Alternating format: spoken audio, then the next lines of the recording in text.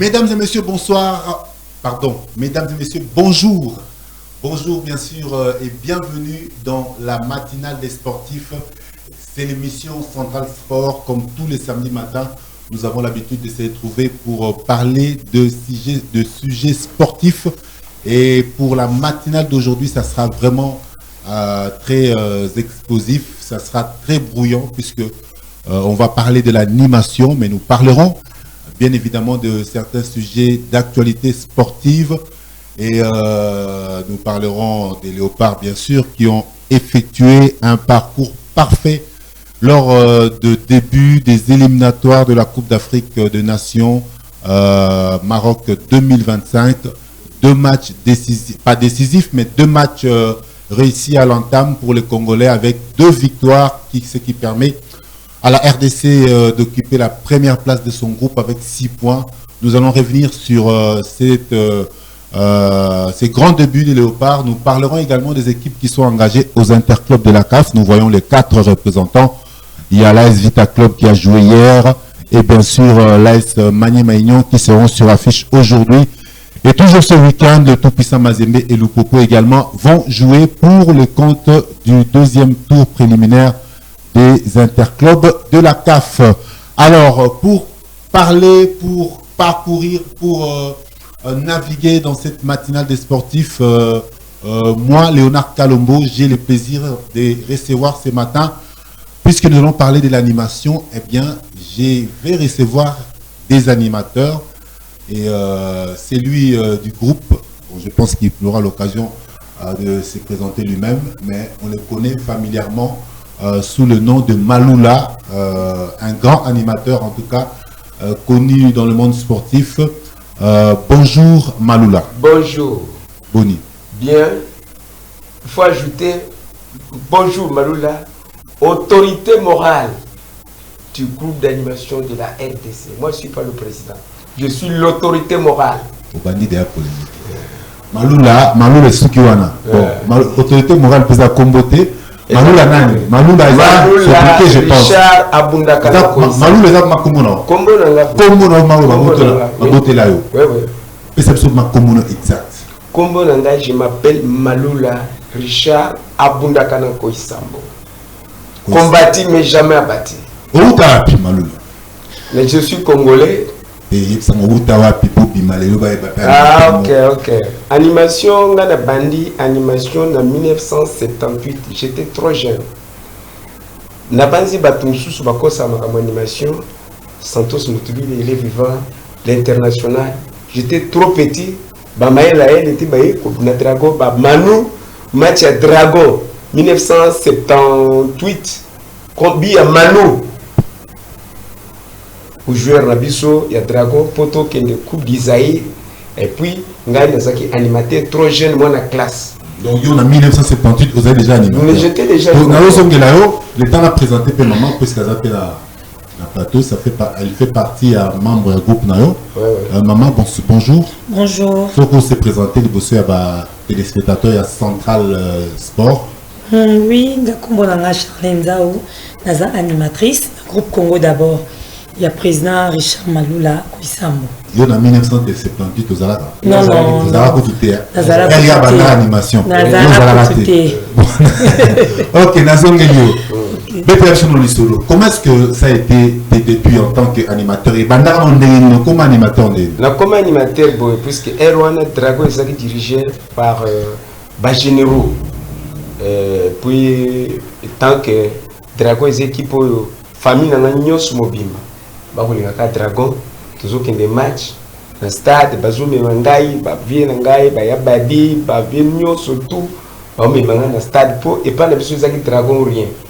Bana Lemba Bayebi, Luchacha Bayebi, donc Bana Livulu Bayebi, Bana Ngaba Bayebi, Bana Kave Bayebi. Tina comme animateur, Babando Benga Biso Erwana ambassadeur. Tant vous avez, ou on est ambassadeur, tout ça qui Ngai na Dona. Dona, il y a des titulaires ngai adjoint. Donc président animateur à Dragon. Ouais, l'animateur groupe est quitté. Donc vous avez quoi animer au commissaire équipe à Dragon. Il y a Dragon. Au Silici, aux Zonginda. et ça là qui peut être que Bapiombo rien parce que ngala sur un petit peu na Dragon en 1980 ngala sur Zomono bon joueur donc Zomono les équipes moko pour ozala bien les équipes bateau batanga erwana zaki na humanité tina na humanité tina sisi na sur Mumba avec monsieur Leclerc ti eko koma que to banda ko animer babanda ko interpeller son équipe nationale c'était ça et puis les électeurs bando lo banate soko lobisi bato avec club oza ambassadeur avec club ya Dragon o lobisi bato avec club to bato de ligne babengo traître donc et puis groupe d'animation équipe ya liboso et chambunda na stade ko ça la groupe c'est Dragon ngaina dona en 1980, le 14 décembre. Je vous dis, Baza Viva, Paul Azali, Santos Azali. Groupe d'animation, Nakata Dragon, groupe d'animation, mais je vous dis, en 1980. Le 14 décembre 1980, j'étais trop jeune. Le Santos Moutoui l'a expliqué, il est vivant, cheval blanc, Bamaïla, le Bazali, Bamalubanga. Puisque elle a Dragon des courir Afrique Mobimba et puis Dragon Zaki a 13 joueurs titulaires de l'équipe nationale banda la gardien de but Sampas Malbanga Maïle Mangala Ngalas vous me prenez qu'équipe donc colonisé qui football tina 1990 c'était Dragon et on a tant ce Deringo Tobé Deringo akukate babenge gendarme Lifki et on est Lifkin. Vito Babeto Embele. Vito yo, quelque chose de Pamba. Toujours bêta, on va 4, 3, l'équipe Onyos. Mais, et là, on a aussi un jalousie et côté mingi, il faut finir Dragon. Na battu sous pour Dragon. Tu la suite, il y a Dragon. Mais tous on a une époque où le pays qui a gagné de l'autre côté.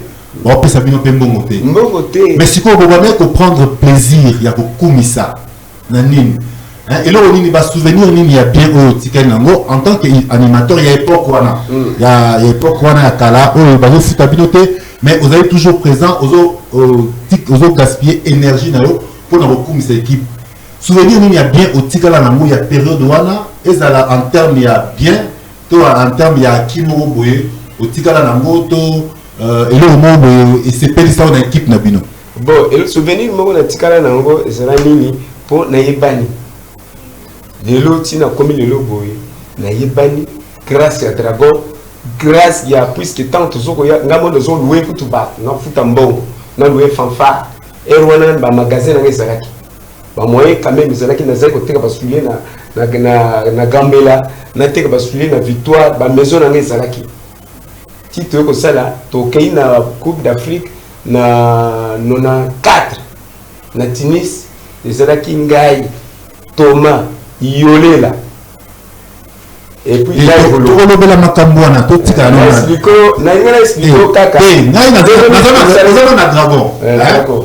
monde. l'équipe nationale, c'est toi, on a 4 Dragon.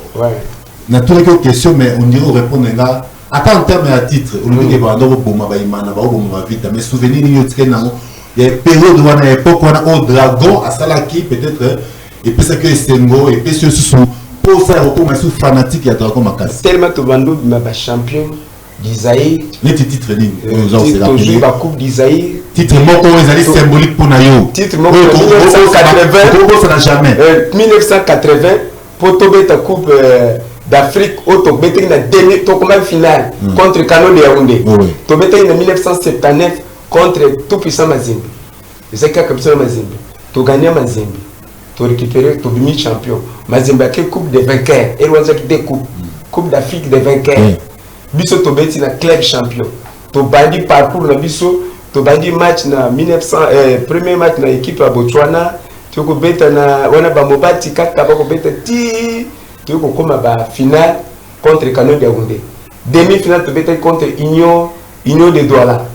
Tu gagné Union de Douala 5-2 avec capitaine Balbang, capitaine équipe nationale, puis capitaine et Dragon, avec Bassantos Moutoubile, Djalma, Morgantier, et bien le seul joueur Congolais, Africain noir, a vu à Bapé cheval blanc, à Betin Allemagne, la première division. Et on noir à Betin Allemagne. Les Bapé cheval blanc.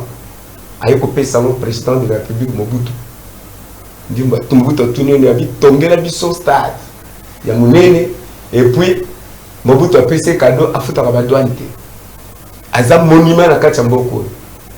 Oh, Ayebi Santos Moutoubine était, je regrette beaucoup. Premier noir. Puisque on va finir, abandonner le texte avec les cordons noirs. Il n'y a pas de cordon blanc. Balman et Rwanda. Donc, Mendengue, Koye Banaope, Naebani, grâce à Dragon, qui le lot a commis le lobo, autorité morale. Merci. Il y a information, il y a autorité morale. Alors, Dragon, na gloire na wana nyoso, Dragon, na gloire na nyoso wana, yaba ani wana ozotanga, tina 1980 on va péter finale na canon de Yaoundé. Ti 85 ça problème te yo moni monter à Dragon, ti ndenge ozaboye, ozape témoin. Il y a chute, il y a Dragon. Oui. Oza témoin. Je suis témoin. Dragon Koya pourquoi? Drago Koya, erreur, il y a Bisso va supporters, qu'on baigne dans les dirigeants. Puisque, tant au général Molicho, à Zalaki, j'étais parmi les 4 salles. J'étais seul. Balbio Molicho à Longwa. On a encore Longwa. Soko Zolongo, il faut un remplaçant valable. Je me souviens, président Omar Tunga, Malou Labino, besoin bien dans le général Molicho. Remplaçant, il y a besoin de valeur pour les cahiers. Tout le monde a bisoté, puisque Azako dirigent des shit wana. Tant qu'à Longwe, des shit ya Dragon. Des places wana. Mais tu peux remonter. Mazimbo peut se remonter, c'est là qu'à 15 ans. Ils ont bimaté. Mais je vous dis. Ni les bongas pas Mazembe. Ni les bongas à Congo, tu as l'équipe Moka tout puissant Mazembe. Tout le bac, Toko Sakate, tout le bac avec réalité. Vite, on a Imanezali. Bazo débrouiller. Pas si n'a pas si cap. Donc, vous avez se consoler dans la vie d'un Iman. Tous se consoler. Mais Dragon, on a la Ligue 1. La Ligue 2, tout donc. La Ligue 2. Ligue 2, vous avez. C'est Dragon, la Ligue 2. Biso to linga comme corruption. Depuis qui s'est dirigeant, il y a sport, un exemple, il y a Papa Kalala. Fondateur à Dragon. Premier président, il a fait Kofa. Noa, yé, tangwa yé, bamoni que Dragon soupçon ya pamba. Andima Dragon qui t'apparte. Mais pour le moment, dirigeant nini, bazo sarapé, ba copier pe, ba tikalape na histoire, ti moye ba osara challenge Papa Kalala. Pour la nini, pour na Papa Kalala fondateur à Dragon, Dragon de la corruption pe. Na football la lelo, ba corruption biblio comme sous. Et puis mais c'est pas qui moi parce que à part corruption, ils appellent Dragon peut appeler la moyen té, hein, ba moyen pour rivaliser dans la grande équipe des moyens au Congo, tout ça dans tout puissant Mazembe, Lupopo et Maniema. Bon, c'est ça l'organisation. Mais justement, et là, attention pour la vie d'Ana Imana. La réalité, ouais, il y a des équipes à Minene. Les équipes à Minene, on va parce que l'équipe est à Missak. Les amis, ça, oui, c'est le bas moyen. Vous avez l'organisation, vite, c'est le moyen. Bon, vite, vous avez le moyen, c'est cool. Vous organisez, mais vous savez attendre. Est-ce que supporter vous allez passer Dragon, Lelo Dragon, bateau baïbana kalawana bakoko yate, batia, bosan sabakoni, moto Dragon et bimesus. Et en voilà tout c'est un président de la République Fachi Beton, le président Boga, le président Oyo, Oiseau Simba Mboka, Oyo Venamona Mboka, que Tindela Dragon, dirigeant à bien, bamoye, puisque Dragon est à bibliothèque, il y a RDC, équipe est 2 fois finale de la Ligue des Champions. Donc, Batin Dabiso, dirigeant à bien, dirigeant à bien, on va s'engager équipe et tambola. Et tambola, pendant l'équipe ou sous tambola. Merci beaucoup, Ndekonangai Malula. Autorité morale, animateur, autorité na AS Dragon, autorité de l'équipe nationale. Bon, ma autorité morale, il faut animateur ne soit pas vendre tout approuver. On a le nom de lobby. Et là, le lobby. Dans le lobby, bah, on va dire président, mais moi je suis l'autorité morale. Dans un groupe, toi, on a 3 groupes. On a un groupe Congo d'abord. Oui, on a. Na tout qui fait ma groupe me soutient. Maman, moi je le baroloba sur attaque aux aïe qui n'a vivant. Moi je le baroloba par rapport à oh Malou la lobby sur Draco. Il obéza kaka que biso to ba Drago mais tous en besoin équipe na biso pe ebima et tout moment les saisons les sous oui na za Drago mais donc na groupe na za ba Drago mais tous en ba tebele ba ni nezali mais biso ça va peut-être au Drago ça tu as ça qui pas mal de bêta na Dragon pas les qui na nganda bêta na Dragon mavungu bêta na Dragon dans za Drago même des pères et des mères voilà ok naza Drago mais tous en besoin souci na biso pesa que les lobbies se peut koma robeta pende baninga bazobeta na ba Ligue des Champions to matape lisusu donc tous a besoin ba dirigeant bazwa conscience tous na ba dirigeant bien ba même appeler équipe na biso na hauteur souci na biso yango wana on les appelle ma pour moi bon c'est pas impossible hein c'est pas impossible si on met les moyens en jeu je pense que ça c'est pas impossible alors on va faire cette fois-ci tout ce canal de la commune qui est au lobby l'équipe nationale après mais tous on a Malula na groupe naé Congo d'abord voilà on va voir un petit extrait hein il y a répétition dans Bango ici qu'il va travailler dans un stade de 20 mains hein on est répété que près mais stade de 20 mains donc on veut le ballon premier été donc tout là nous séance et répétition oyo basala qui na stade de 20 mains pour revenir juste après et continuer avec notre matinale des sportifs. Et entre-temps, j'en profite pour dire merci à tous ceux qui nous suivent de partout. Merci à Junior Kabala, Jingle Boss. Et merci pourquoi pas à Evala. Et nous nous retrouvons donc juste après pour poursuivre notre émission.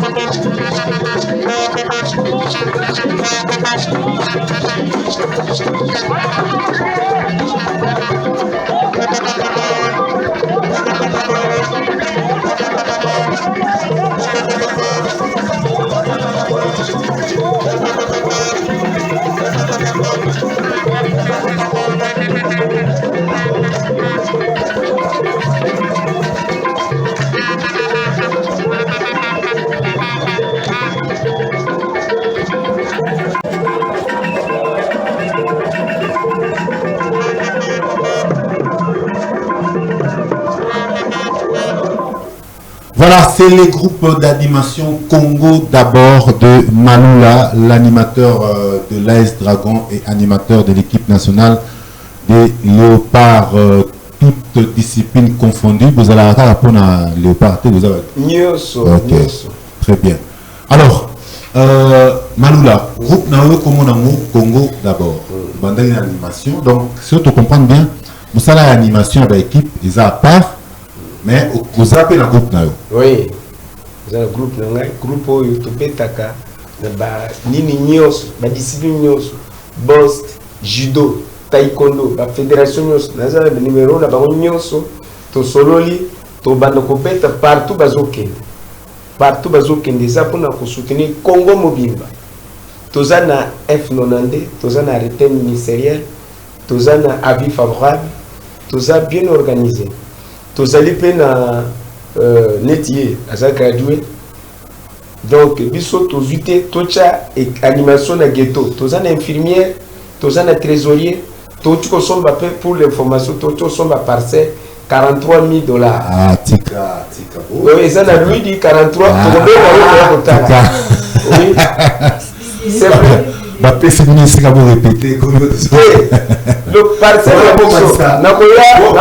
pour ma valider en ce moment fout à donner. Tout n'a qu'à tout autant va combat battre. Nana neti président Fati a tout tongi au bateau autorité morale au baraté. Bah tout pas ça publicité na plus ngana za autorité morale y animation tout ya Congo RDC. Bah tout ba président ou mususu pour battre ba Congo na ngana autant combat mututé. Pour étant que autorité morale il faut qu'il y ait ça. Tout sommes parcelle na $43,000. Na lui dit Mongo et outil na ba partenaire. Tous na ba partenaire na biso plus tout l'animation na ghetto. Ba partenaire politique. T'es politique t'es. Tous na ba partenaire na biso ya mindele. Tous ba animation ba léopard, to yebi ba effigie ba parti politique. À part ça, je suis l'animateur principal, il y a IDPS. Wana est à part, mais le partenaire, tout soit partenaire na Côte d'Ivoire. Tu vas politique ne va sommeli il ne pas. Tout ça qui est pesé à solo. Et ça solo. Souvent ils ont hôtel ou pas maman d'aki boy. Tout ça qui solo quand c'est le débat, tu vas solo. Mikata le pango. Mikata le pango ils allaient pas ngai. Tant que autorité morale, vérité. Vérité. Vous êtes oui oui. Toujours quand des moyens bas sur la biso poto tonga. Toujours tonga 3 niveaux. Ba locataire bazali no ezali. Donc il y a lui dit groupe ils ont mort locataire chaque fin du mois. Chaque fin du mois to ba ko joa muke pour tous a besoin surtout zate to tala kineti na Cameroun. Ngando azana moyen. Ba animation au vendu au America bangi au Meli to lingi wana te. Au finga ba to lingi wana te. Autorité morale à lobby boy. Animation za musala. Tant aux sala animation à ghetto animation exacte que vous vendez dans stade na suni oh Dieu to beta ya bilo bonete sur l'autorité moi to changer to zana ya za gradué to zana ba D6 to zana ba licencié to zana bureau to zana trésorier pas zana parcelle na ye ozumo to zana secrétaire Sylvie à sala kana ministère sport ndundu Sylvie tozana minganga siko tozolo comme moyen moko ke tozape na attaché de presse nous nous on attaché de presse bazali tozolo ko to bakisa mususu chaque voyage ya équipe nationale toti na bienvenue mayala az attaché de presse ya mouvement Congo d'abord bato mususu ba ke ngolo te azana ni te aza journalité biso ezali compagnie donc il faut un attaché de presse partout tozolo kende bakam tozo sala donc net yo to solliciter un peu aux appels membres de la Katia Congo d'abord attends aux membres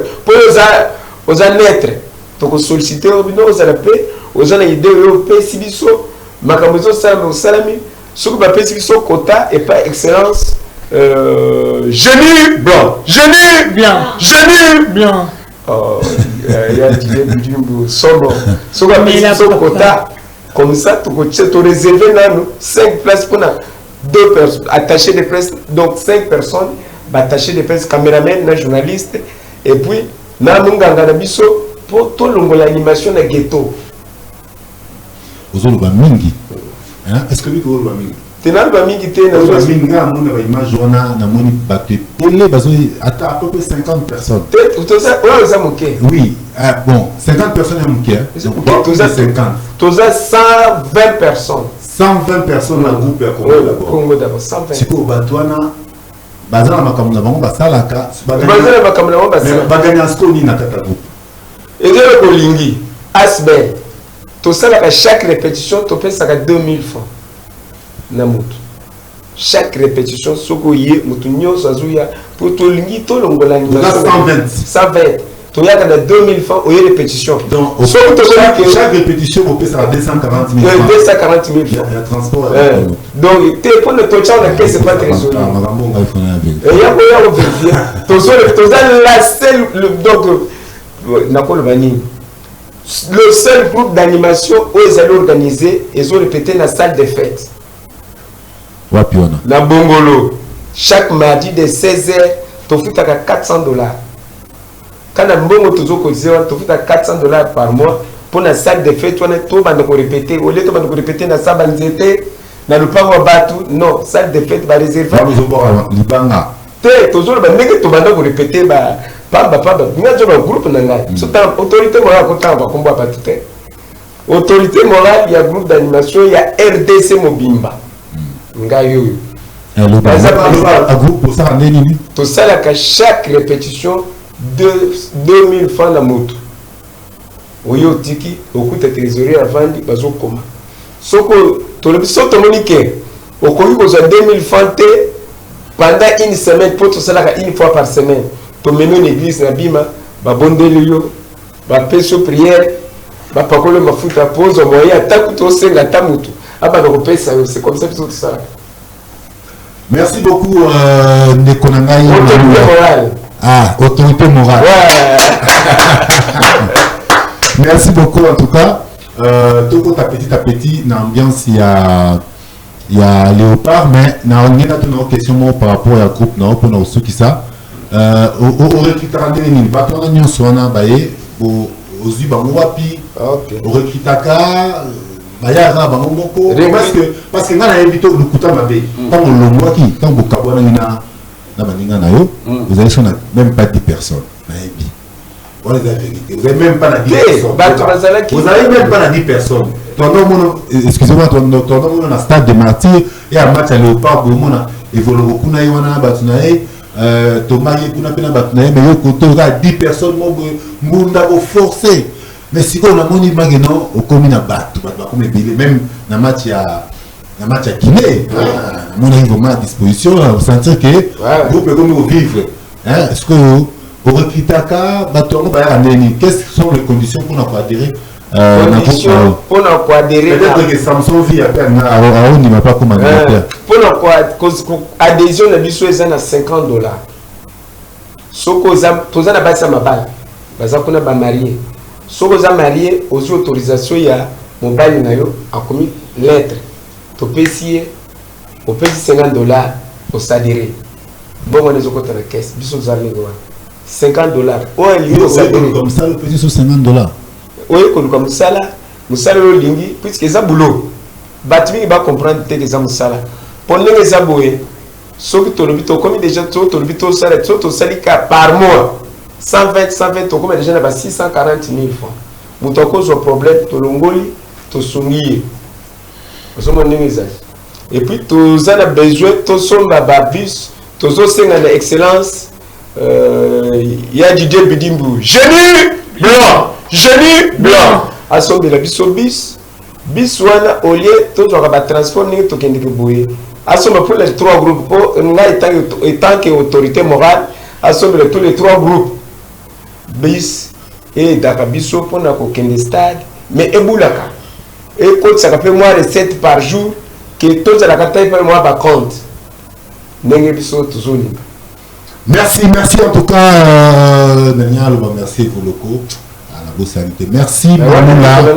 Merci Evoloko merci beaucoup Manoula pour la émission, pour la présence dans l'émission et puis pour la intervention.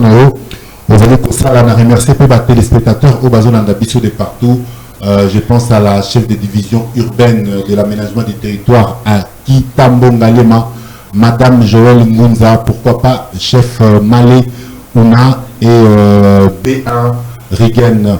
Merci Nabino. Alors on va revenir justement sur ce match des Léopards, le tout premier match des éliminatoires de la CAN disputé entre la RDC et la Guinée, un match remporté par les Congolais grâce à l'exploit, ou plutôt au génie du milieu de terrain Edo Kayembe, qui a marqué le seul et unique but qui a permis aux Congolais de s'imposer sur la marque de 1-0 devant la Guinée. On suit ces buts et on revient juste après pour poursuivre notre émission Central Sport.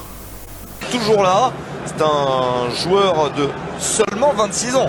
Non mais c'est un alors on pourrait dire que c'est numéro 4, arrière droit de la RDC aujourd'hui. Oui, mais c'est un joueur qui au départ est formé axial. Hein. Donc d'où on peut comprendre sa difficulté à finir les actions. Tentative de frappe de loin, un ballon roulé très bien placé pour Edo Kayembe. Il était en forme avec son club de Watford, on vous l'a signalé. Il le confirme en sélection, il voit l'ouverture et il en profite pour marquer le but du 1-0. Les Léopards sont devant. Quelle maîtrise sur ce but, quelle maîtrise. Et encore une fois, c'est sur une perte de balle ou une récupération haute de la part de la RDC. Alors après, c'est la transmission qui n'est pas bonne. Toute l'équipe de la Guinée est en train de remonter, donc ils sont pris à revers, ils ne peuvent plus défendre. Et puis à lui, Kayembe, il profite des appels qui se passent devant lui. Les défenseurs sont un peu hésitants pour remonter sur lui, mais derrière, quelle précision, quelle lucidité avec son pied gauche. On va revoir, je pense, on aimerait bien revoir ce but. Alors, Merci pour cet extrait de ce match, ou plutôt l'extrait du but marqué par la RDC face à la Guinée. Alors, on s'est tourné vers Charlène Zaou, Yepazali, membre il y a groupe Congo d'abord, pour Baouti, qui rejoindre Bissona Central Sport, la matinale des sportifs. Alors, Charlène, vous avez la stade, joue un match à RDC Guinée. Est-ce que vous avez comment est-ce que vous vivez l'ambiance à match en tant que, en fait, na 4 cop, na 4 boulot, na animatrice? Merci. En tout cas, ils ont qui très agréable. Ils ont qui vraiment l'animacasse. Pour donc comme on a 5 euros et à biwana donc n'a évité na ko se justifier ndeni. Pour ils ont qui vraiment mouvementé bino moni. Bon, on a ba image, animation, les cas qui tellement kitoko. Donc, c'est donné qui vraiment font, tu peux ça le meilleur de nous-mêmes. Donc, ils ont qui vraiment kitoko makas. Ils ont kitoko makas, mais la carte d'animation entre Bino, match, malgré que vous avez animé, vous avez appelé match. Mais oui. Est-ce que moi, frère, ils ont qui concentration, vraiment beaucoup plus sur l'animation? Non, frère, ils ont quitté, ils ont vraiment concentré, ils ont vraiment motivé. Pour te dire déjà que tu as une qualification, bon 3 points, tu as que tu as pour te dire qu'il y a une conviction, 3 points en tout cas, il y a faut que tu aies vraiment concentré. Il y a un moment qui est maman malade, vous avez qui, maman tout et les gars bien. Alors, on a remarqué la groupe de l'île, vous avez assez belé.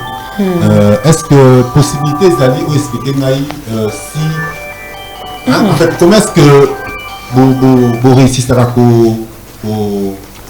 en fait, comment on dit, pour s'insérer dans le milieu sportif, parce que moi, le milieu sportif, surtout dans le monde de l'animation. Ok. Moi, si, bon, évitez, bon, les hommes ont un gros moment dans mes colos, parce que si on est au col, toujours au stade, tu vas c'est vraiment rare. Peut-être au monde dans Moscou, au monde dans moi, c'est moko, au mi-balé, côté. Moi, c'est peut-être moko, donc l'animatrice, vous avez été meilleure, beaucoup plus belle, au point que, dans le Congo, d'abord, sur le tali observé, ils ont beaucoup plus Banabassi que Banamibal. Ambiance, c'est la ligne entre Bino et Banabassi. Comment est-ce que vous pouvez retrouver, vous trouverez le quoi, une animation intéressante? Bon, en tout cas, merci. Animation, d'abord, ils ont une vocation. Pour moi, on a gradué une animation culturelle. Ok. En tout cas, entre Bisso, tous les devises, mon groupe, le Bara, tous les bolingo, mibe, copé, misala. entre nous le filles boyebika bisika basi bazali mambezanga te mais babile linge sale c'est lave en famille to meka un peu qu'on se comprendre qu'on se supporter biso na biso et puis na kata milieu c'est pas facile surtout le bic est facile tozoko ça c'est pas facile to yaka na kata milieu mibali et to yaka tozora au départ on a ben c'est la dozala et mon bon minimiser bino bazoko traiter bino na toutes sortes ya ba mot et ba kombonyo so et quand les gens ko choqué biso bando sa biso passi donc to unzi pone eloko wana jusqu'à présent ça na mokaka mais tellement que toza basi et puis ba tchaila biso parité na kata parité ba lobby émancipation de la femme oh mon bala au sala moi c'est pas capable au sala tellement que tout à l'heure qui preuve que président na biso a tchaila biso premier ministre moi na moi si donc tant que yaza capable ya konza mibali donc biso peut to ko sala yango lobby peut ya ko sala pe vous sentez pas gêné non to ko sala jamais gêné pour na kati wana eza musala biso to poni donc et ça la biso sengo et ça la biso bien makasi et ça la biso bien makasi donc to zala vraiment na sengo makasi et sengo makasi ya na kati musala na biso to sentara gêné te pour to zara ndenge moko na mobali na mwasi to zanga ndenge moko to za ba être humain mais vous appelez victime ya makambobeli à part kofinga wana je sais pas un milieu sport hein oui. Vous appelez victime ya parce que toyoka pe masolo moko boye na milieu d'animation pour voyager l'idée à Zosenga so pendenge nini il faut comme likambo na ye pour voyager est-ce que c'est la réalité yo na yebi ko côté là mais est-ce que on doit admettre que c'est la réalité non mais éviter yango les journalistes c'est la vivant yango déjà ok yo soko vivant yango ngape na yo soki na vivant yango na babaka mususu à part en animation na mona yango pe déjà mais ndeti biso na kati ya groupe na biso eloko wana en tout cas c'est faux et archi faux faut voyager faut comme les cambo non musala na yo kaka ezaka musala na yo musala na yo ka ndenge te spécial il y a vraiment le respect de la femme na groupe et puis na musala na kata groupe eza libanda place bokendaka oui respect zali toza nango ezaka au moins bilo muso ezaka ça dépend pe éducation ya mutu ozomona oza mwasi yo mona tamo valeur na ya kibo mwasi oui toza batu ba partout atakutu na kati animation te na balabala to pambola rokuta na pena mibali ba déranger au sala nyonso mais ça volonté na yo soki ligi ko céder za yo so po boye za yo mtoka mona makasi azate donc entre biso en tout cas maman na kati ya groupe na biso ko lingana o le capable président za non moi c'est maman en tout cas izalati mais sinon vision personnelle pour na animation zani parce que nous avons animation culturelle, on est à professionnels, mais avoir des animation culturelle, oui, mais vision à yo na quatre groupe Congo d'abord. Est-ce que ça peut s'éterniser? On a au petit calibre là, on a tout. Ils ont juste un passage, un tremplin. Après, au sein de nous sous. Bon, toutefois, na minicho Congo d'abord, ils ont musala na ngai. Hein? Na minicho musala na ngai yango. Musala Charlène. Il y a Charlène Zao. Ils ont animation na quatre groupe Congo d'abord. Bon, éviter lobby des Amazon et Mabiso. Na tangi la requête na gradué. Peut-être on musala mo beko ko fongama quelque part na compagnie moroboy ou soit na chaîne moroboy. Non, kene menoti ka Congo d'abord ti. Et lui ko peut-être question na keko sala datiki Congo d'abord na ko do sala. Non sala quelque part na zalaka na kata Congo d'abord comme animatrice. Le lobby musala ko opportunité pe ko fongama à travers musala o non sala na zapeka animatrice. Et lui, quand il y a question dans ça, la fanatique, non. Ils ont ça là au moins na poni. Deuxième, quoi, il y a vie nanga. C'est ça. Merci beaucoup, Charlène Zaou. En tout cas, c'était un grand plaisir de t'avoir sur ce plateau de Central Sport, la matinale des sportifs. Ceux qui font avant tout Kabouano, tu as appelé Minga Naoum sous animatrice. Pour le moment, Liloba, n'habité, ou peut-être il fallait Loba, n'a tenu une question, on a été sur le Bango, et puis on peut s'appeler Mbote Nabatnu sur la caméra à moi. En tout cas, merci. Lilo Balangi Zaka pour remercier Excellence c'est Didier Bidimbu. Na reconnaître biso ba maman. Na bi que tous allons la réunion monaye na lela ma casse pour na ba maman. Pour tous aka vraiment humilié, ba tracasserie beaucoup ta stade bon menacer bino. En tout cas na match à Guinée to kota qui sans problème. Sans matata. En tout cas, merci beaucoup Excellence. Na reconnaître vraiment ba maman ko peut sa biso valeur wana na opportunité oyo. napesi vraiment merci nzambe abakisela yo ebele et puis continuer kaka na parcours oyo na mosala na yo en tout cas moto tozelaki vraiment tomoni ke eza yo nzambe ayoki mabondeli na biso merci beaucoup monsieur Didier Bidimbu et puis merci na bato nyonso bazolanda ngai particulièrement na bébé na ngai merci di na batutu en tout cas bambote ebele en tout cas merci merci beaucoup la prochaine fois. Ok, merci beaucoup Charlène Nzao. Merci. Voilà, avant de commencer Charlène Nzao, je vais vous proposer de suivre ces deuxièmes matchs joués dans le cadre des éliminatoires de la Coupe d'Afrique des Nations au Maroc 2025. C'était face à l'Éthiopie et l'Éthiopie dont le terrain n'a pas été homologué par la CAF, a joué son match, a reçu les Congolais en Tanzanie et les animateurs de la RDC avaient effectué un déplacement en masse pour supporter les Léopards. Nous allons en parler juste après justement ce résumé de ce match Éthiopie-RDC. Je rappelle, la RDC s'était imposée sur le score de 2-0 grâce notamment à Bongonda Théo, le Messi congolais et Fiston Maïle Kalala. Aptamou.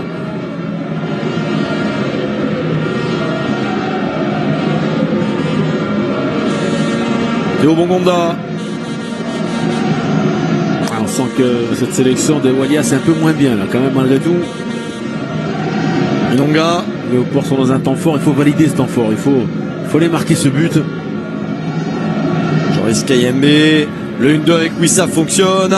La petite balle au-dessus, c'est bien fait. Oui, et voilà enfin la conclusion pour la République démocratique du Congo qui souffrait depuis le début par un manque terrible d'opportunisme et d'efficacité. Mais Théo Bongonda, sorti du banc juste après la demi-heure de jeu, marque enfin. Et là sur un excellent travail de Kayembe. Donc dis-tu Kayembe côté gauche, regardez, il va trouver un appui.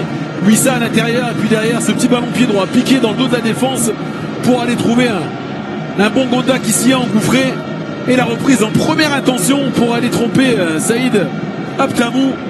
Mais tout se passe d'un premier temps côté droit avec l'excellent travail de Kayembe qui s'est retrouvé donc titularisé ce soir au poste latéral gauche. Et c'est un caviar là pour Bongonda qui lui est réaliste et décisif. Voilà, ne pas avoir à contrôler le ballon et reprendre ce ballon du pied gauche, de l'intérieur du pied pour s'assurer le cadre et tromper Saïd Aptamou. Le ballon semble venir. Nouveau corner pour les Léopards, pour Elia Méchac. La tête libératrice, celle qui va permettre de respirer définitivement pour un homme qui a besoin de marquer avec son pays, qui en a tellement envie à chaque fois. Il y parvient cette fois-ci. Fiston Mayele répond présent quelques minutes après son entrée sur le terrain. La RDC mène 2-0 et peut entrevoir la victoire. Oui, bravo messieurs. Ils ont su faire le dos rond. On parlait d'expérience, d'équipe justement qui sait en tous les cas gérer ses temps faibles. Ils l'ont démontré. Et à l'inverse, qui sait également sanctionner la passivité défensive sur coup de pied arrêté de son adversaire. 2-0. L'affaire se complique maintenant pour cette sélection des Walias. Et les Léopards peuvent entrevoir les 6 points après 2 journées grâce à ce but de Mayele sur corner. Regardez, il est à l'arrêt, mais il n'est pas attaqué. Une tête décroisée, déposée justement hors de portée d'Essaïd Aptamou. Il va chercher le petit filet, imparable face à une défense apathique et statique. Lui sanctionne l'adversaire et permet aux Léopards. Bel exploit des Congolais lors de la première et deuxième journée des éliminatoires. 6 points au total au compteur Maloula. Avant de commenter sur match, Nazo fait sa parole la troisième invité. On va remplacer Charlène Nzao, s'il te plaît. Bonjour. Bonjour, papa journaliste. Ce qu'on s'est présenté. Tatiana Mofuku, animatrice à Congo d'abord. Animatrice à Congo. Tatiana, animatrice à Congo d'abord. Animation, ça l'aura bon. Il y a une animatrice, tu as danseuse. Nga msala ngeze yango koyemba kobina nyonso yango. Na koyemba. Ngoma na oyemba ndeni. Koyemba kadi. Animation c'est na ba mingomo mo kaou et zika zika. Yo, ngoma chorale. Ya basi tami bali. Beta na yo mo bona ya show ya show. Bilima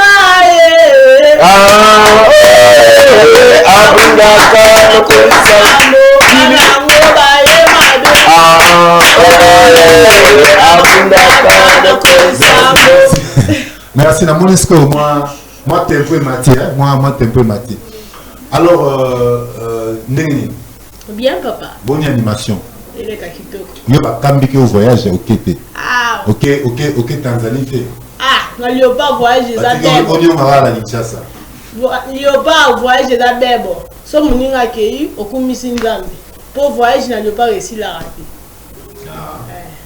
Alors Malula Ouais.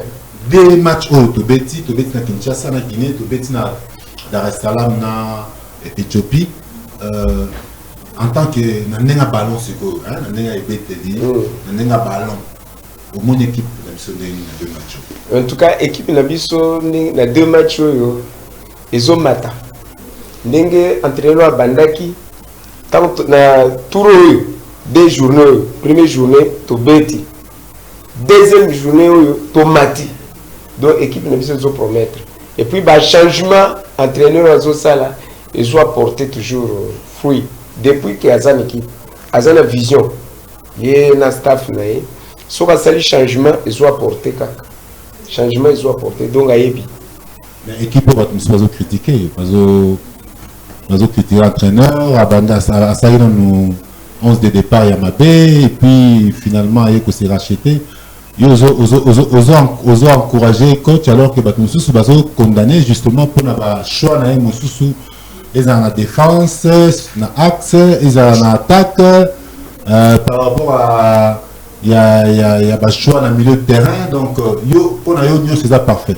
Et là, les hommes m'avaient ce que l'équipe perd. On ne change pas une équipe qui gagne. Essentiel, les alliés, équipe est bête. Ce que bête est gagné, et bête m'a bête. Ce que perdre, et bête m'a bête. Jusqu'à présent, tous ont gagné. Ça va. Pour nous, depuis que Sébastien de Sabraye, ici, évolution des alliés. Évolution des alliés, à ma casse vraiment. Puisque Bazotika est libre.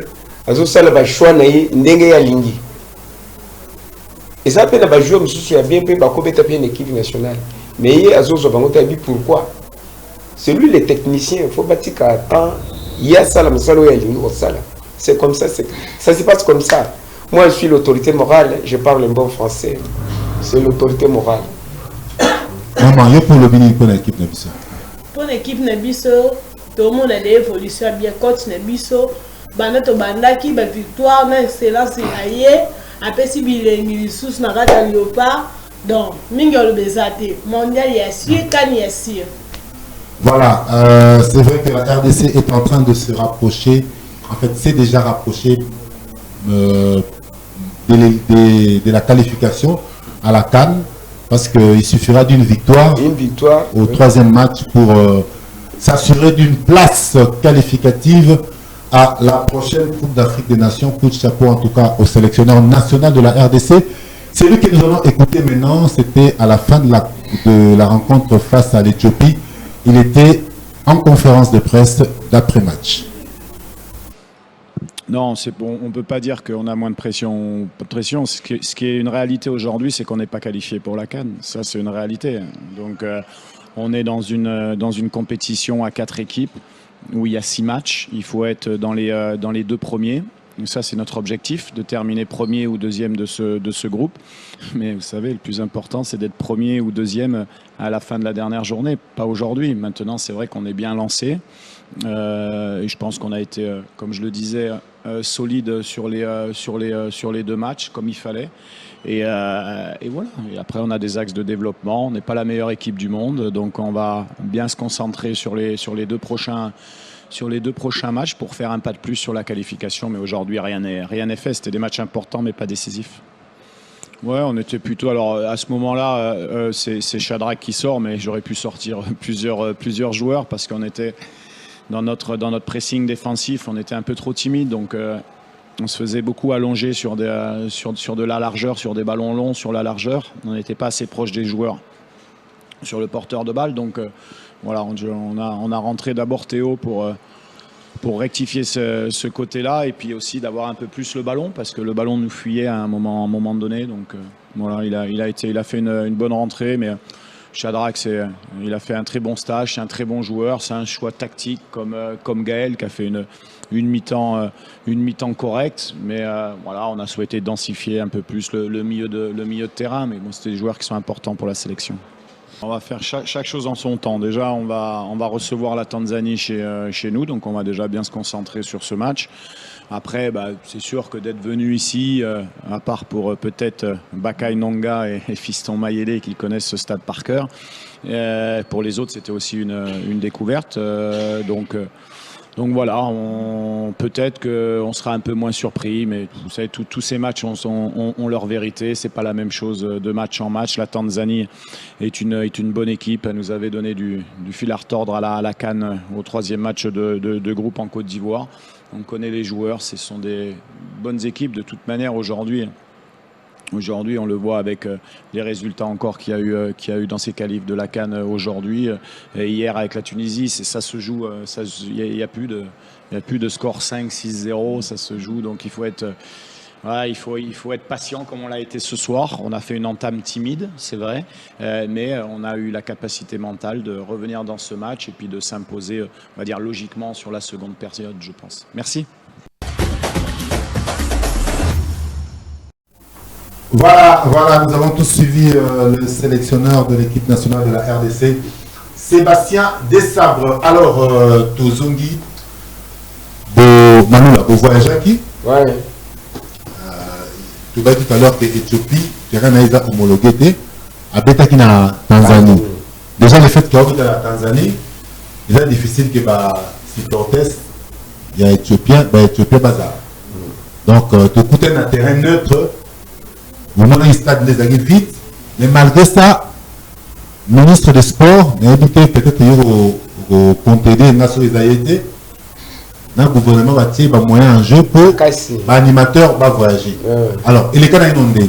En tout cas, c'est qui bien Makassi, toujours remercier Excellence Jenny Blanc, ministre Didier, il y a Didier, Ndengue vraiment à Tcheba moyen, Tokei.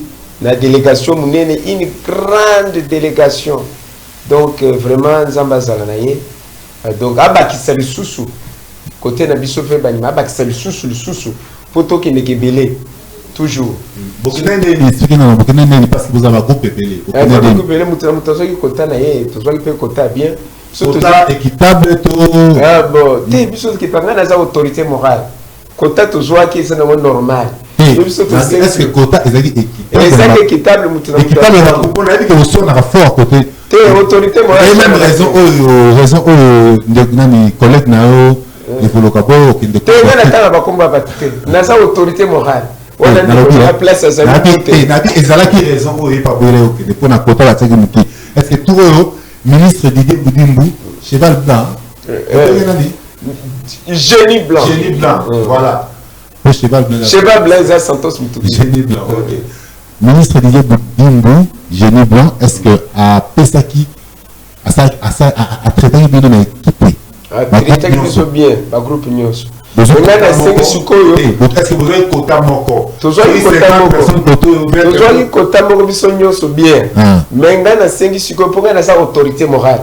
Et le côté n'a question moko ok. Puisque ngai donc masculinité positive faut trouver bango du faut comme na bato belé même so ba benga yemo ko excellence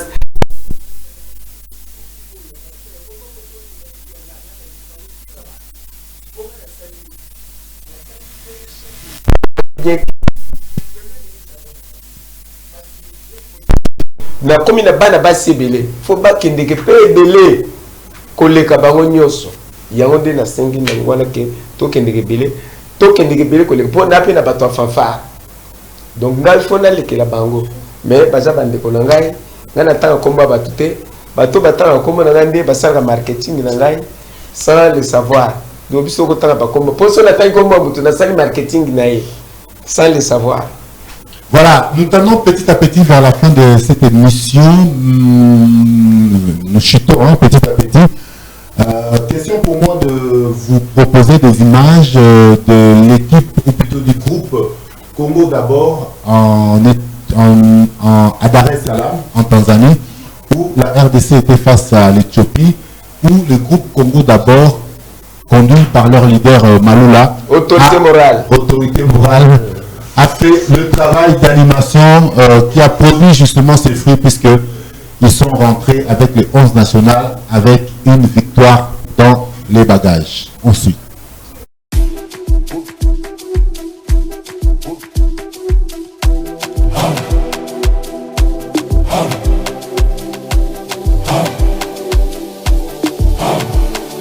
Nalisanga na boyokani na bomoko na mosala nde tokotonga ekolo babitumba koswana bokabwani koina na lelo tala ndenge ezongisi biso na nsima elongo na losambo tosimba na maboko elikya na mitema elonge ezali badongolo miso bozala se wana bomona na miso délivrance a Congo mpona Congo na biso enzambe tozali ekolo yo mpona enzambe salela biso ngolu ya Yesu toleli mpe mingi na Congo enzambe Congo na biso Congo wetu Congo na beto Congo yetu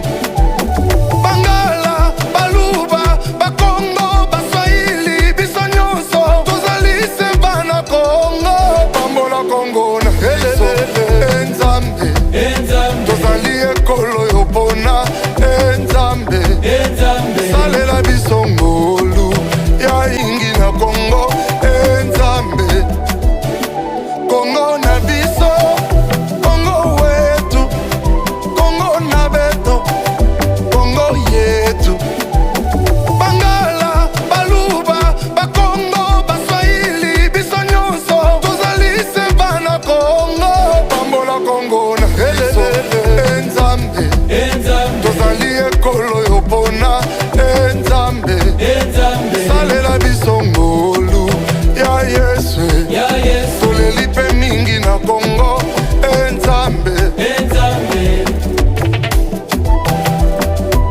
Heureuse la nation dont l'Éternel est Dieu. Père, le Congo est à toi. Il t'appartient. Nous croyons fermement au relèvement de ce pays.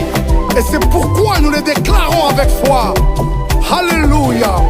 Nalisanga na bolingo na boyokani na bomoko na mosala nde tokotonga ekolo babitumba koswana bokabwani koina na lelo tala ndenge ezongisi biso na nsima elongo na losambo tosimba na maboko elikya na mitema elonge ezali badongolo miso ozala se wana omona na miso délivrance a Congo pambola Congo na biso enzambe tozali ekolo yo mpona enzambe salela biso ngolu ya Yesu toleli mpe mingi na Congo enzambe Congo na biso Congo wetu Congo na beto Congo yetu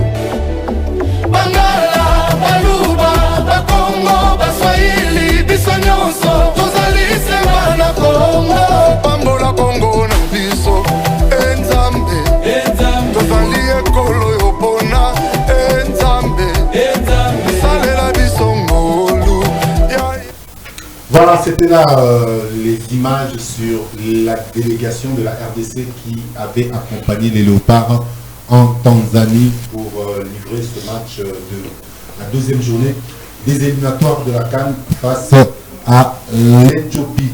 Alors, Maloula, vous voyagez qui, combien de personnes? Dans l'avion Zakine, il y a 150 personnes. 150 personnes. Nous sommes animateurs. Animateur, journaliste, vous allez qui presque, vous allez qui. Là, ancien joueur. L'ancien joueur. Même dans la carte de l'animation. Non, Congolais, nous sommes. Et ça l'a gâté, tu vas comprendre la gâté. Article ni le que Congolais, nous sommes. Azana droit pour supporter l'équipe nationale na façon ya lingi. Soit za Congolais, azana passeport congolais, ayembaka, akokumisa. Tokutebe ba Congolais musu bazakuna, ba yembi. Mais c'est injuste, neti tatena zawana, ali yo zinde kuna okoto. Te, donc ça la bonne côté. Te, donc ça bon côté. Ya zalaki malade. Avec un dérangement à genou. Avec un dérangement à genou. Avec un dérangement à genou, moi zalaki. Ya kozanga te. Ya kozanga te. Ba kiyemo ba bité. Préféré que mutu mususu ngana uti Côte d'Ivoire mutu mususu pa Kenya. Mais si ko ambiance asabela makasi moi sur. Malade. Si ko ambiance est ligne.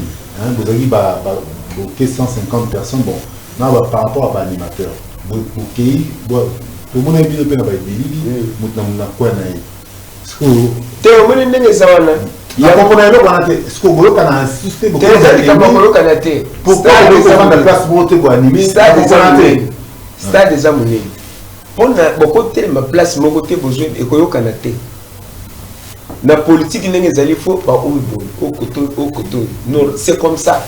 Au moment où tu places bien pour deuxième bien quota et ça côté de biso biso de bando cha pression ba on peut passer côté wana zo na basangani donc il faut public to télé côté to voyez allez le pas to zo mbala bako ba jouer bala muki bazaka kolala na ministre pour toi yembaki na mettre aller makengo tindi ba champ ye avocat na biso animateur tindi banzembo bani to yembi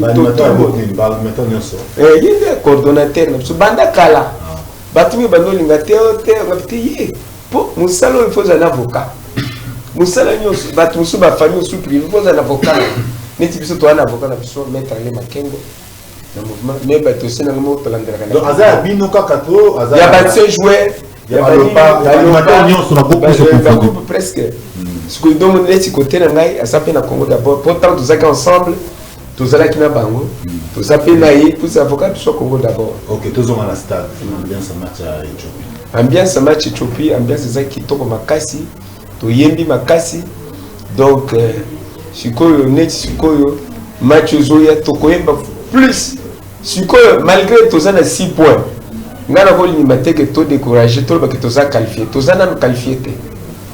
Léopard est vous avez qualifié la Coupe d'Afrique, tu as deux matchs 0 points. Mais tu as lundi, c'est ma victoire, tu s'es qualifié, tu es mis premier. Donc, tout ça, l'attention, tu travailler sous dur. Tout le monde a dit déjà, Léopard, il y a un match, 0.2 matchs. Mais tu lundi, ça ma victoire, tu es banda, tu es comme. Donc, tu as deux premiers matchs. Deux premiers matchs, mais tu es premier. Tu as qualifié dans 4 derniers matchs. Dans 4 derniers matchs. C'est bon, tu as déjà deux premiers matchs. La bonne position. Oui, match moko, mais tu bêta, ma casse. Pour éviter ma calcul. Pour avec excellente idée, il y a un calcul exact. Il faut que tata. Il vous a passé un Dumba. Vous avez passé un Dumba. Toujours c'est un Dumba. Amos ça sala qui musala kitoko c'est baonyo ça sala qui musala bien mutuna pop na kabulo ya fefe ya sala musala kitoko ya fefe ça peut musala kitoko ya fefe ba ministre so sala musala bien te ponanga en tant qu'autorité morale soko sala m'a bien na ko yebisa yo que il faut quand même respect na excellence ce que za la te ozana oyo respect ozana ye au CPL au commissaire sali pe bolam soka logo critiquer donc on est zamabe on est gratitude na linga batombo ngotenga itaka autorité morale makamuna logo batutu ba ebia il faut qu'on dima Kabulo tozalaki dernier asali remontada excellence Kabulo asali remontada ti a combien de niveau to komi to ke to mi 3e c'est déjà Kabulo ba animateur musu ba voyager bon wana ngana ko papa Kabulo, animateur, on soit voyager. Toyota, Tolana, les médias, les bateaux, même population, même public, sportif, elle est là. Mais comment est-ce que l'animateur, Oyo, Toyebi, va voyager, tout ça, quand il y a un animateur, Mais yo zo ba kabula sala ki bien monte quelque part aux AP na moi considération te pour moi nga ke tant que autorité morale a critiqué comme tout est na kotaka makambo ba des questions critiques na kotaka makambo ba atika ba animateur n'est-ce pas mais est-ce que donc tokende ki kana ba animateur mukolo ko yamba mutu wana yemoko otuniye ako expliquer yo na yebite na yebite kabulu azaki bien ayambaki mutu nyos donc ngai tant que autorité morale nataka komba ba tute ba tufu bataka kombo nanga autorité basala marketing nanga ngai nakotanga te autorité mbiso to priaka autorité morale to kosala bongo te tulingi kimia abat la violence le bas mettre à l'air abat la violence protégeons nos stades abat la violence respect moto no violence commissionnaire respect comment toujours va finir que ça bon tozo ngela ba ministre naza pour ça yeba tout yo ba animateur nyonso ba satisfait donc rôle ba ke Didier Boudimbu amati moi valeur ajoutée par rapport à ba leka est-ce que vous reconnaître quand même théo ba leka pe ba sala bien ba pesa que na match boy bo voyager pe mabo eza kanté eza compétition té eza match ya ba éliminatoire bokenda ka mais bokende ya tour eza ndenge mona nyonso eza kaka bien excellence Didier Boudimbu aza avocat ya lingaka nini te aza autorité morale pe ya parti ya monene AVC ya lingaka makambo wana te ya lingi a travailler katana ye et puis ya lingaka bato ba critiquer bato te soko un avocat soko bi ya kufunda mutu mingi oyo fundi yo accompagne que yo ndo za mabe ya tanga take autorité morale ya groupe d'animation ya RDC Mobimba autorité ngana présidente na sa autorité morale ba président bazali mukolo ya bango tuna bango ngana autorité morale ya Congo d'abord voilà alors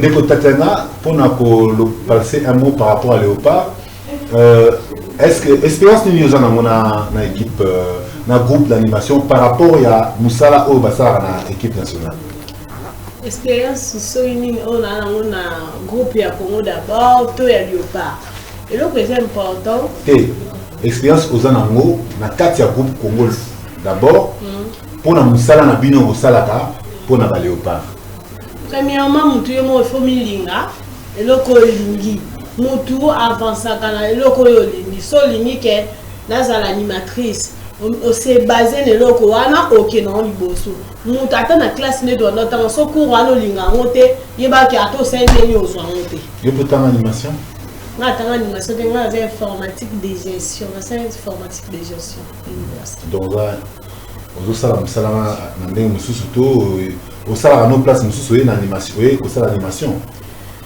oui na sala la place mususu animation pesa musala nanga donc et ça le quoi na za des travail c'est quoi ba match n'amo participe déjà en tant qu'animatrice ba match équipe nationale et belé ba voyage et belé télévision du solo la Côte d'Ivoire est bien la maintenant premièrement Côte d'Ivoire ou les gars bien wa suka Côte d'Ivoire yo mo na ki makambe les gars bien bato yo ministre le ministre ça na makambe na ene ba yelaka ministre peut avoir le droit à respect donc voilà bilo msolo ba ministre atiki bato wana eza ministre yemo ka ko lobela biso to ko sa musala l'état to sa musala o ya Léopard ya moka donc musala na ye na epona bina na epona sepelisa ba joueur na biso na sepelisa ministre na musala na yango na sala yango ce qu'on a musala na wana so gagner ni depuis banda musala na so na gagner ni ya animation aider na makambe belé premièrement dans la ligne si doit vendre té na musala na wana et puis singa mo garantie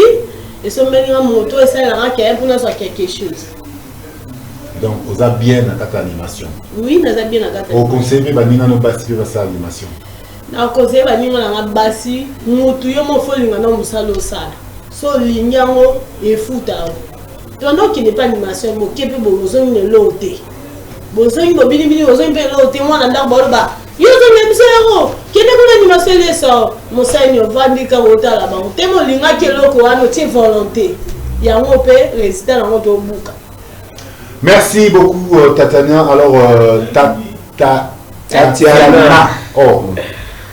Tatiana, merci beaucoup pour la intervention. Alors, tu as commis presque à la fin de l'émission. On va suivre cette fois-ci l'ambiance du groupe Congo d'abord. C'était dans les gradins du stade de Dar es Salaam où la RDC a été reçue par l'Éthiopie.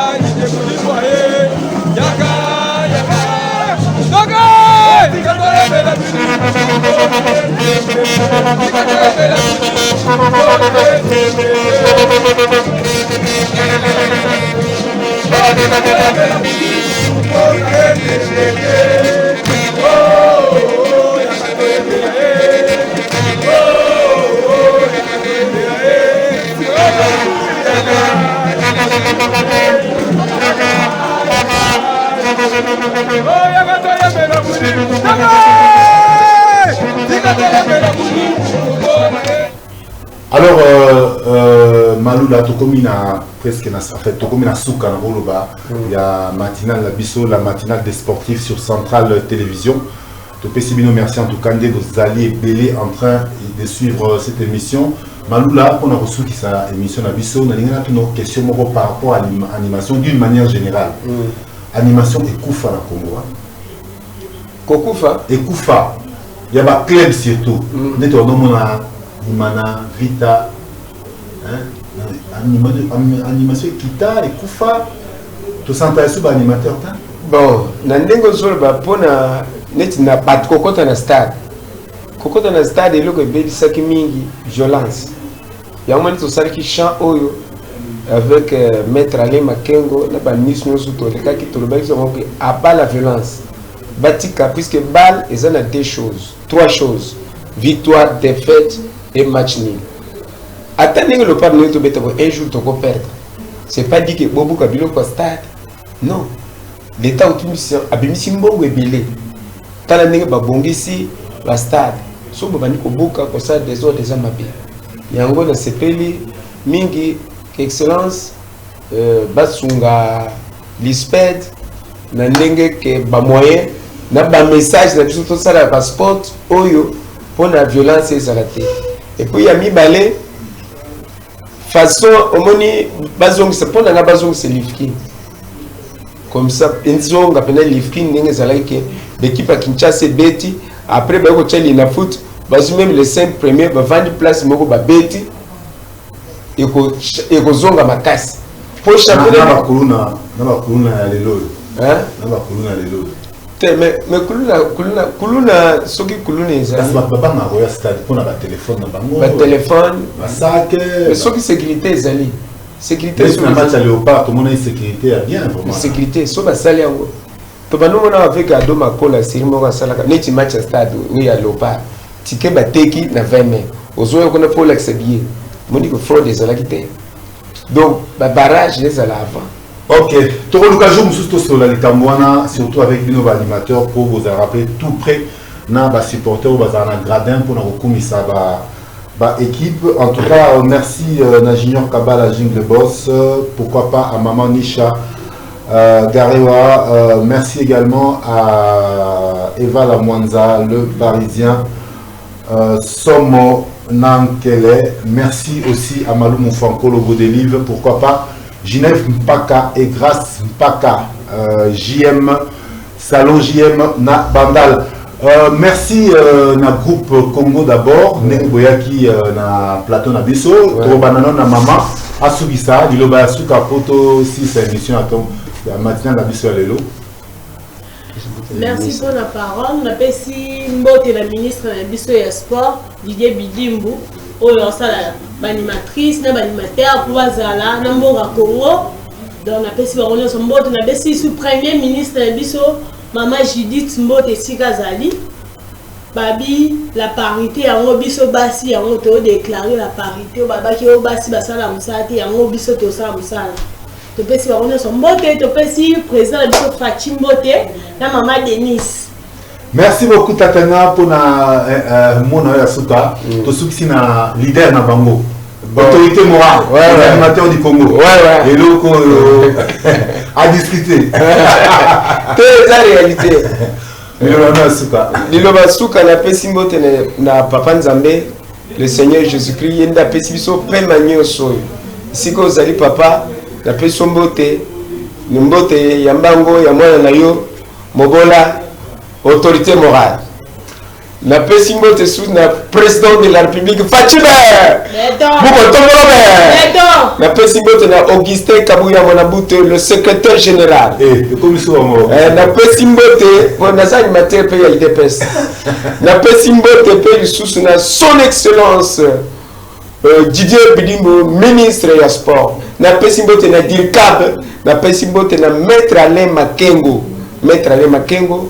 Na pesi mbote na banimateur nyonso Congo d'abord Leti Sangalula Divine Charlène Nzamo Zaliawa Papa Thomas Boloko na pesi mbote na Balola tout le monde voilà bango mbote pe na bino na place Gozali. Merci beaucoup en tout cas Malula les grands animateurs il y a Congo Mobimba et Ebi, animateur, il y a Dragon Bilima et puis animateur, il y a équipe nationale, il y a RDC. Autorité morale. Autorité morale, la groupe Naël Congo d'abord. Vous avez un plaisir, il y a Babino, na plateau, il y a Central Sport, la matinale des sportifs.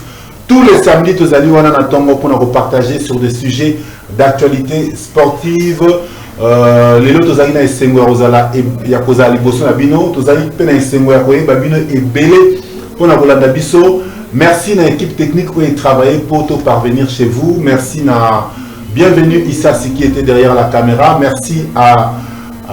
Merci à Gédéon Lutondo, voilà, Gédéon Lutondo qui était aussi derrière la caméra. Merci aussi à Samson Villa qui était à la régie finale.